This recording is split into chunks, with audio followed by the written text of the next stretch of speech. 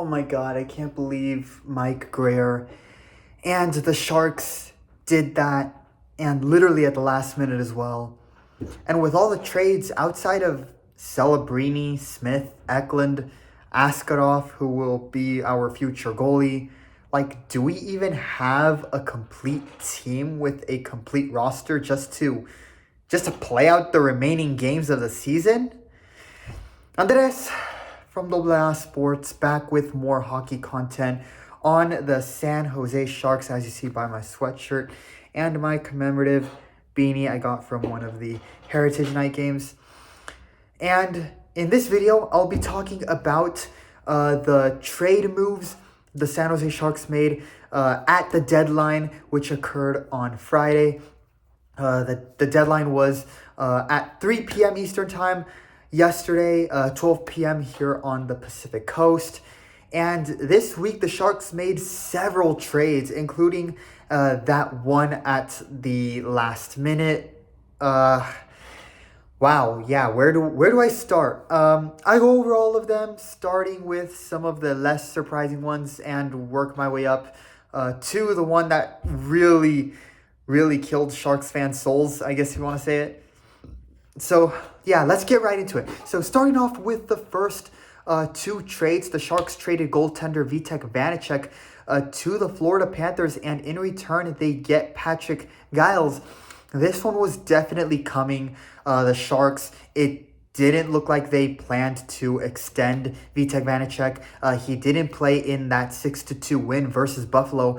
As was initially planned, Vitek Vanacek was supposed to start that game, but he didn't start that game. He didn't play in lieu of possibly being traded. Sure enough, he has been traded. He is now with the defending Stanley Cup champions after they traded Spencer Knight to the Chicago Blackhawks. The Panthers were looking for someone with more experience, and that was what they saw in Vanacek. There was a real opportunity cost to acquire Vitek. The entirety of his $3.4 million contract was eaten there since SJ had no ability to retain any money, and there is simply not enough value in Vanacek as a player to fit in a third-party team. And again, he is a free agent come season end, but still an opportunity cost, because if you take on the full contract, it's $3.4 million of salary cap less you have to spend on any other trade deadline pickup that you might want to make.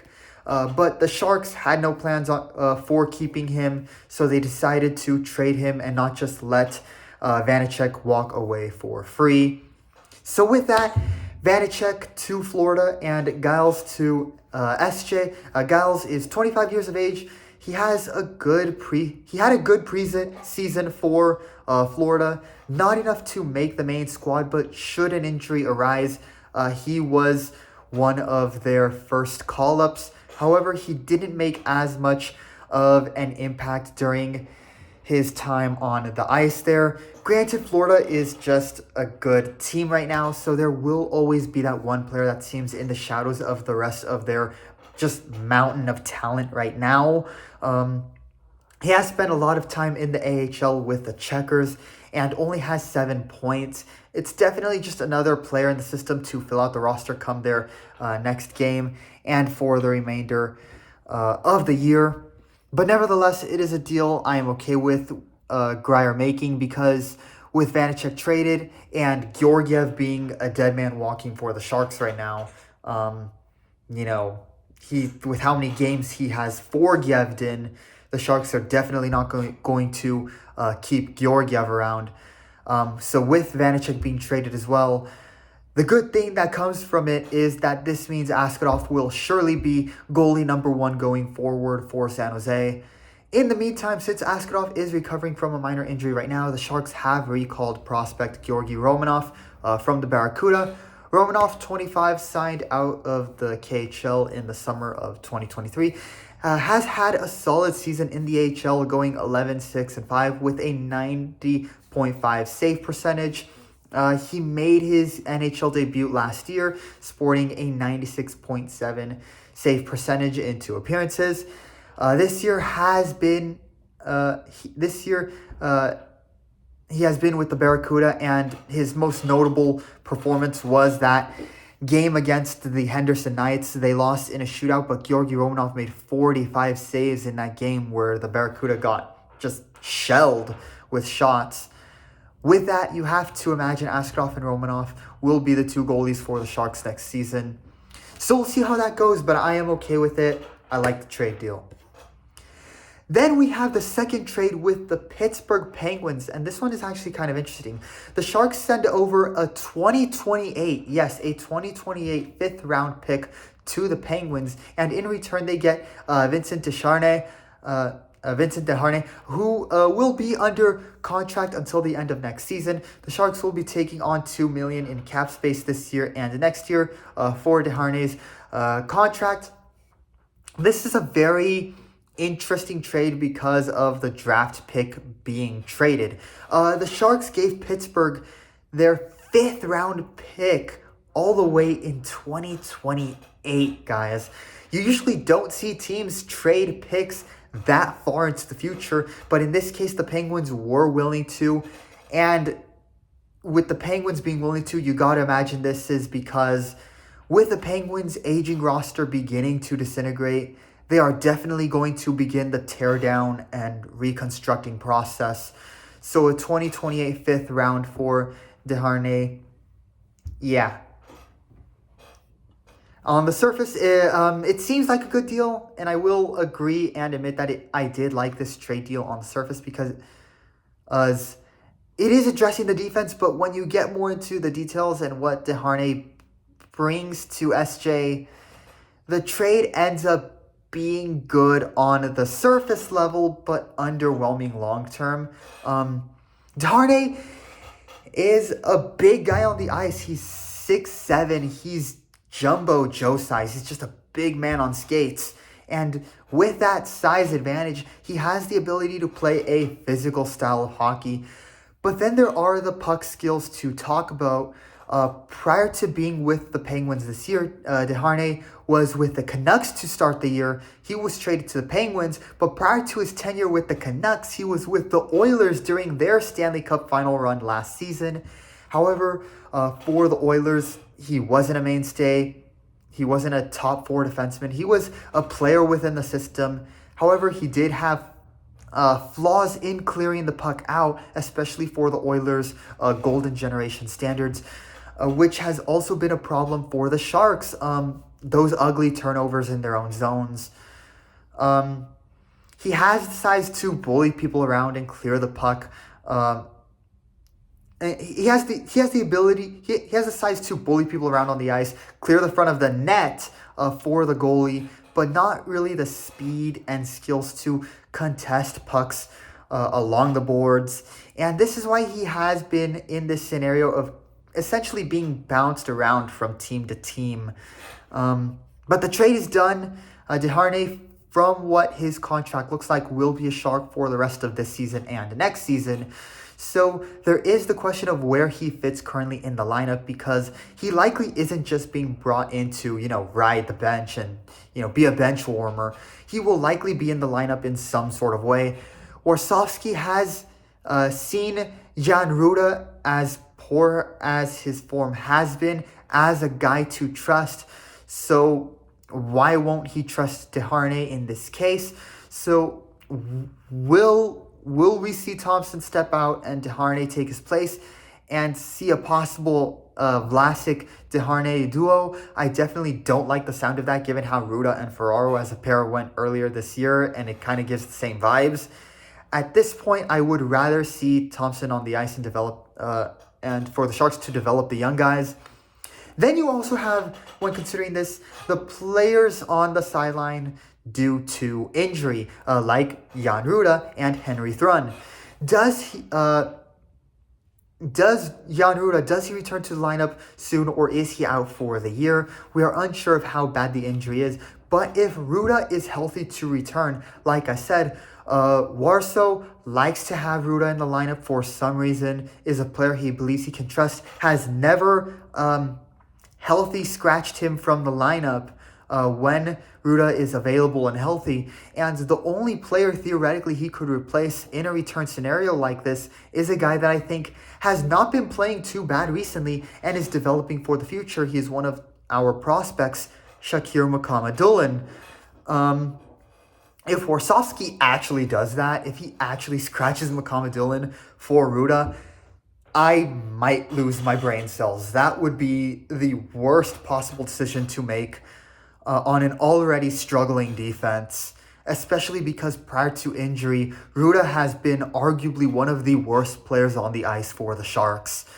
It would also be detrimental, absolutely detrimental to the development of our future defensive prospects.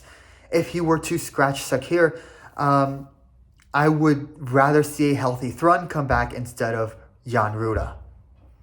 Then you have the fact that he is under contract next season and likely isn't a long-term guy in this reconstruction process for the Sharks, looking to be a mainstay for his time here.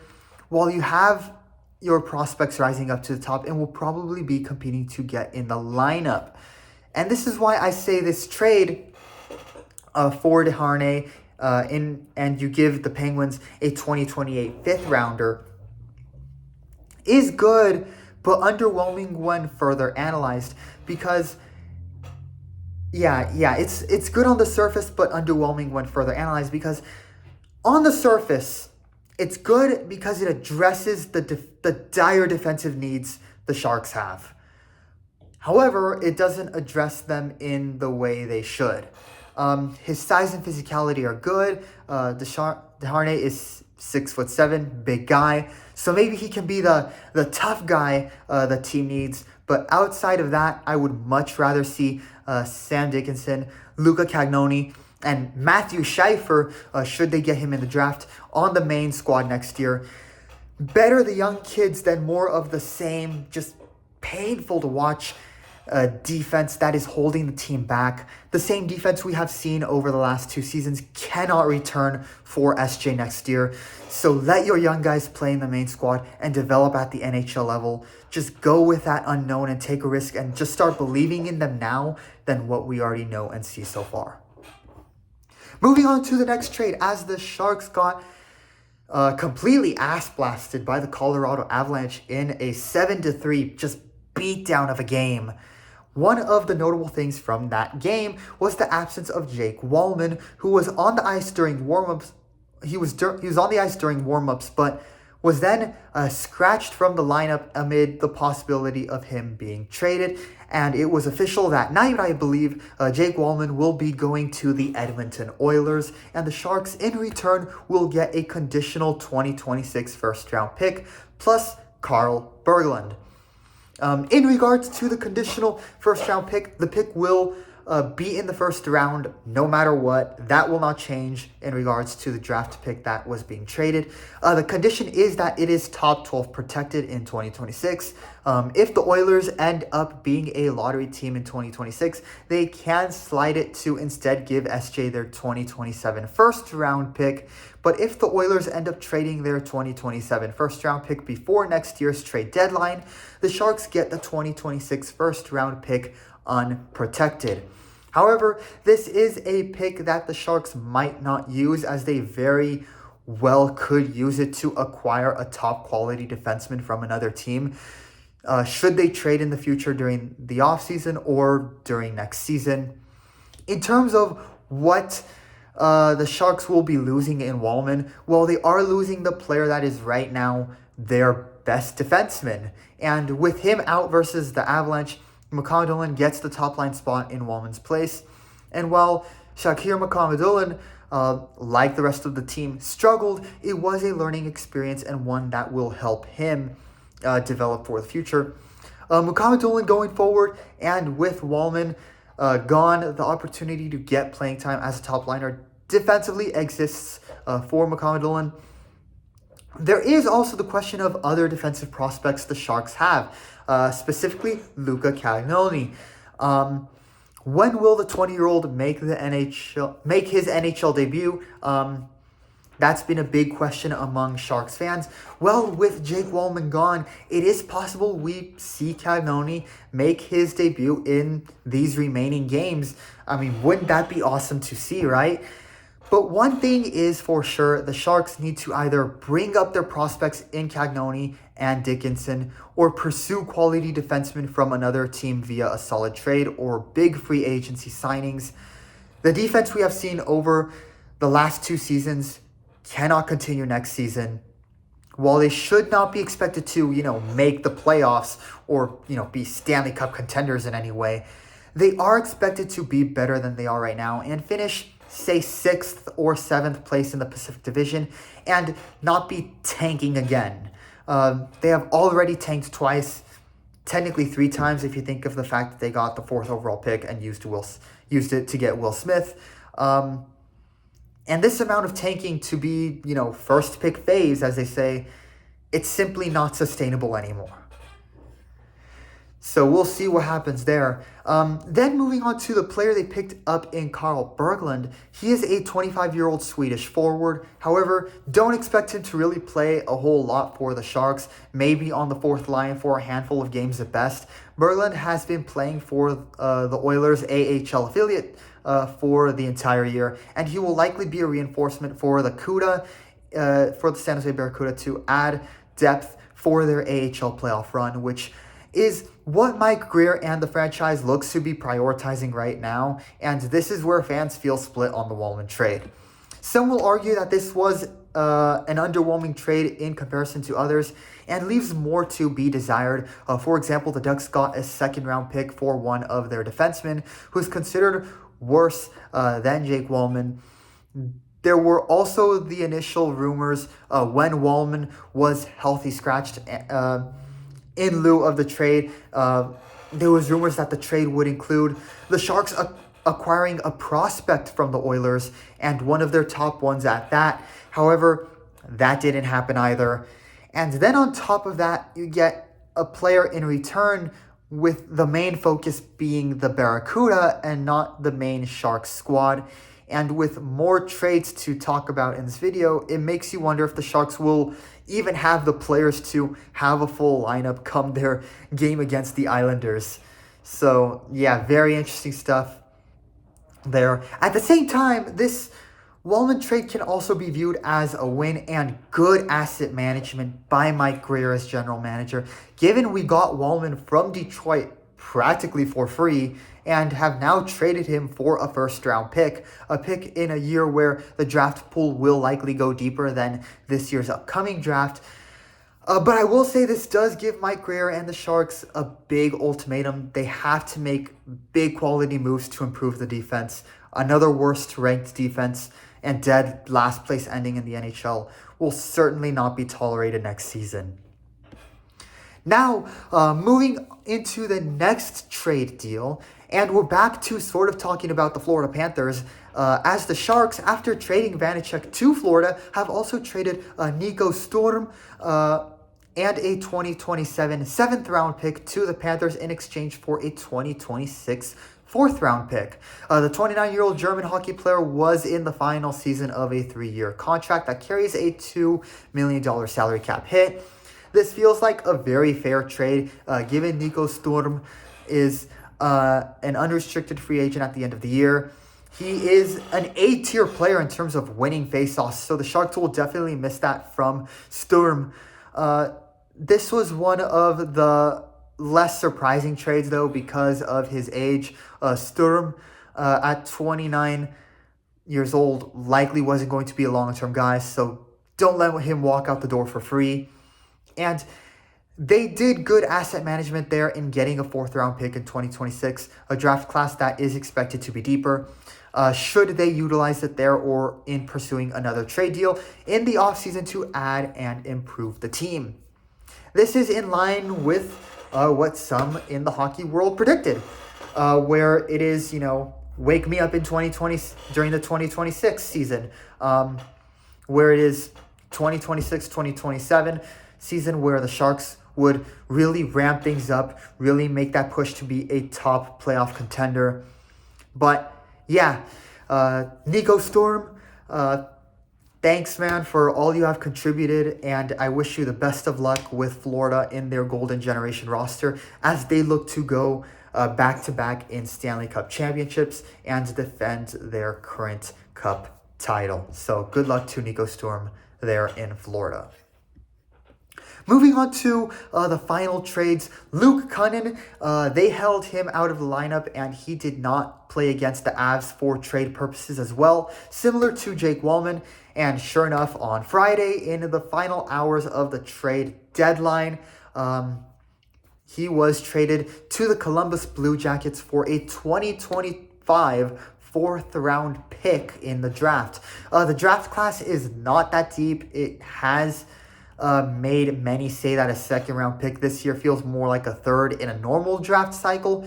So this fourth-round pick is not a massive steal. However, it is a fair trade value for Kunin, one of the more physical players on the ice, a player that I considered one of the enforcers during his time with the Sharks, would get into a fight here and there, defends his teammates, and plays very physical hockey. That is what he's mostly known for, his physicality on the ice. Another asset management move, and look to see the Sharks in the offseason potentially use this pick as something they can trade to build up the roster for next year. Not really much to say on the Sturm and Kunin trades, but they did happen and were worth noting, even if there wasn't a big breakdown on it. And yes, I'll be honest, it delays. I put it in the video because it delays me having to talk about the last trade right before the deadline went into effect. Literally, this was right before the deadline went into effect. Literally in the final 2 minutes before high noon Pacific time, as the deadline was about to hit. Initial reports came out about it 12 minutes after the deadline kicked in. It was that last minute, and it was confirmed that the Sharks traded FABIAN Zetterlund. A trade that nobody in the Sharks fan base saw coming. Even some commentators and hockey content creators on YouTube who were covering the deadline live were taken a bit by surprise by this move. We all were like, if this is happening, the return for SJ should be astronomical. Well, the trade happened, but it was not astronomical, and the Sharks were very much the losers in this trade deal. Not only did they trade Zetterlund, they even traded a prospect as Tristan Robbins was part of the deal, along with a 2025 fourth-round pick. That's all going to Ottawa. The Sharks, in return, I guess trade up. They now have a 2025 second-round pick and get Noah Gregor and Zach Ostapchuk. I figured they would get a quality defenseman if they would trade someone like Zetterlund. Get Sanderson, and let's start building up the defense. Let's start addressing our defense and building it up to make it good. But I didn't even think they would do that. Zetterlund is only 25 years old. He's a very good player and has been in great form and only getting better. He is a guy many thought would be part of the team going forward. He is a free agent next year, but a restricted free agent. So he,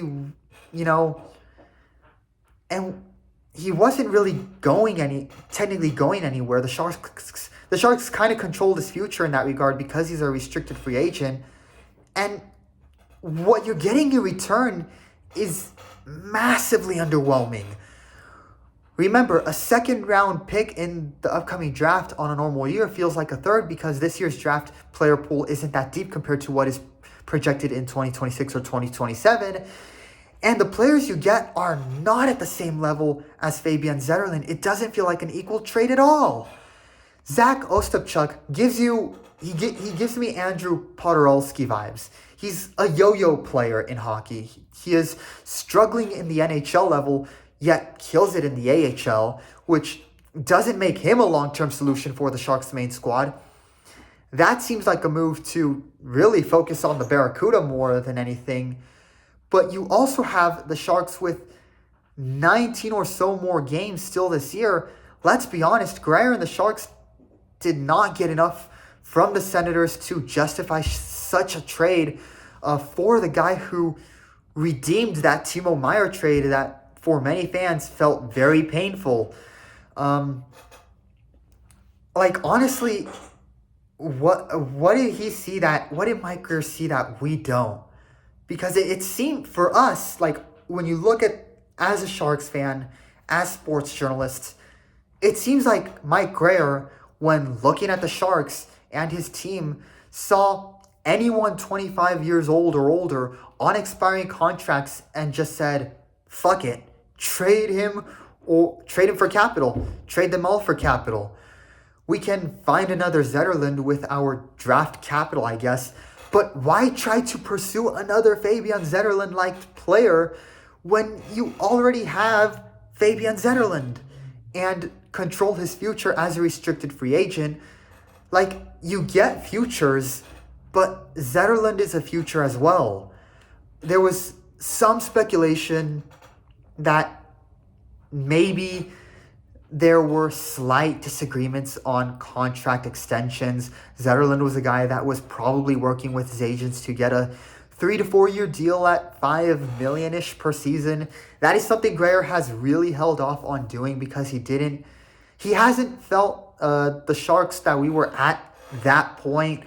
But for this player to give maybe a 2-year extension for $4 to $5 million per season, they should have kept him. And here's why. He was a long-term player for the offensive front.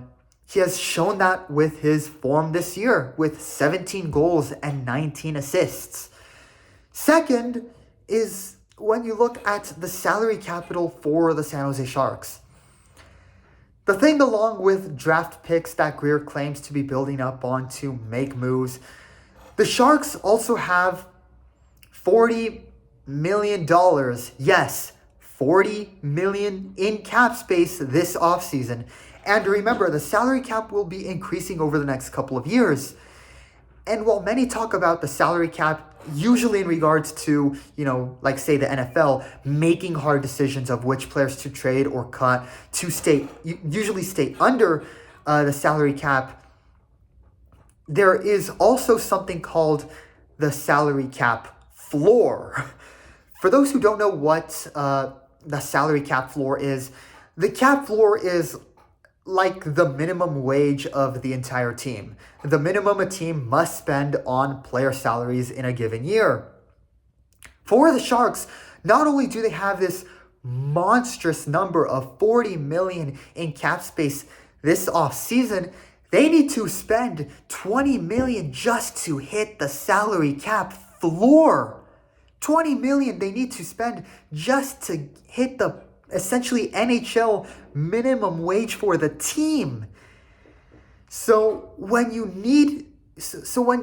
think about needing to reach this cap floor, I don't see why Greer doesn't want to make this one exception for this player who can add depth to the offensive front and its core of Toffoli, Eklund, Smith, Celebrini right now. Like, why not? This move really came out of just right field. It was unexpected. The Sharks did not get anywhere near enough in return to justify it. Like, look, I have been on board with what Mike Greer and the Sharks have done for the most part. Greer came in as the new GM and decided it was time to reconstruct the team from the ground up. And while it was painful to see the golden generation get torn down, it was absolutely the correct decision. I have been okay with all of that until now. This was a big trade loss on Greer's part. Mike Greer, make this make sense. What is it that you see that we don't? Because right now, this was a bad move. Before I end the video off, I do want to add one more thing on this painful Zetterlund trade. This move, with how unexpected it was, with how shocking it was, especially for Sharks fans who believed he could have been a long-term player for the Sharks. This move should be seen as an ultimatum Grier put on himself, and this is an ultimatum that, in my opinion, fans themselves should put on him and the team. If Grier and the Sharks, with the fact that they just traded one of their stars and are saying, asset management, get capital, get cap space, get draft picks, when frankly at this point I don't think they really need more draft picks. If Grier and the Sharks do not make monster moves in the summer offseason and the summer transfer window to improve this team, if they finish bottom 5 in the NHL again next year, sack this freaking idiot. Because what are you doing? You trade away a guy who could be a long-term solution, and then your team instantly gets worse on the offensive front, which was actually not really a problem this year and was more competitive. There should be big offseason moves to really make this team better. And if that doesn't happen, if we see more of the same that we have seen over the last 2 seasons, sack him. Fire Mike Grier. That should be an ultimatum that fans should hold on the team. That is the ultimatum the Sharks should hold on Mike Grier. Just what a step back in the rebuild this trade felt like. I honestly feel bad for head coach Ryan Warsofsky now. A young rookie head coach, the youngest in the league, trying to learn and grow as the future guy for SJ. And it feels like with this trade, with this trade hurting and negatively impacting the offense front, which has not been a problem. It's been very competitive this year. It feels like Warsofsky is just being set up to drown under the iceberg this year. A lot of trades, a lot of uncertainty. It will be interesting to see what the team looks like tonight against the Islanders and against the Predators on Tuesday. But one thing is for sure, with all this trading and barely having a roster for the final 19 games, they are definitely focusing on the Barracuda's playoff push. And the Sharks are essentially playing for Matthew Scheiffer in the draft. Now we'll see if they get that first overall pick that they're desperately seeking and tanking for, and if they get Scheiffer. But I'll tell you what, if they don't get Matthew Scheiffer, I think the rebuild process has crashed. So we're going to find out this offseason. We are very much about to find out where the Sharks are going to go in terms of this tear down and rebuild process. And if they become a more competitive team that can be a golden generation in 3 to 4 years, or will they be Buffalo Sabres 2.0? We're going to find out. But that will be all for this video. Those are my takes on the chaotic final week, the chaotic final days, and the chaotic trade deadline. But that will be all for this video. Definitely a longer one with all the trades that happened right before the deadline. But I did want to get it out there for you guys, as some of you were probably curious on my takes regarding all the trades. For the most part, a lot of trades that happened were not surprising. They were asset management, and I think they were good. But that Zetterlund trade was just... I don't like the look of that at all. I also feel a little split on the Wallman trade. So let me know what you guys think in the comments below, especially on that Jake Wallman trade. If it was good or bad, like the Zetterlund trade. Definitely leave your comments below. That is all for this video, folks. Leave a like and subscribe. I guess for my suffering as we watch the Sharks tank yet again. But then also, of course, help me get to 100 subscribers. Subscribe, tell your friends, family, people you know about this sports passion project so they can be a part of it. And of course, stay tuned for other sports content, whether it's the Mexico national team, the 49ers, the Giants, the Warriors, all these other sports, you name it. I also cover those on my channel. And of course, stay tuned for more hockey content in the remainder of the season. That is all for me in this video, guys. Thank you so much for watching. Those are my takes on the final trades. Let me know what you guys think in the comments. Thank you so much for watching, and I'll see you all in the next video.